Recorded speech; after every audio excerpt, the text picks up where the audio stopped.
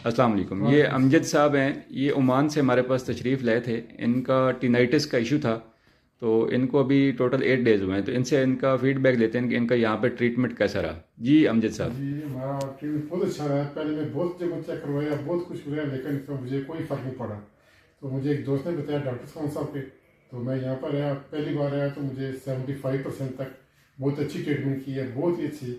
मैं बैरून मुल्क भी चेक करवाता रहा, पाकिस्तान में बहुत जगह चेक करवाया, लेकिन फिर मुझे कोई फ़र्क नहीं पड़ा। लेकिन यहाँ पर स्टैटस का मुझे बहुत ही ज़्यादा प्रॉब्लम थी, बहुत ही ज़्यादा प्रॉब्लम थी। लेकिन अल्हम्दुलिल्लाह अल्हम्दुलिल्लाह बहुत अच्छा ट्रीटमेंट किया उन्होंने, और बहुत ही अच्छी मेडिसिन दी है। एक बार विजिट किया, आज दूसरी बार मैं इनसे दोबारा मिलने के लिए आया। इंशाल्लाह बहुत बेहतर किया उन्होंने। बहुत शुक्रिया जनाब। बहुत थैंक यू भाई।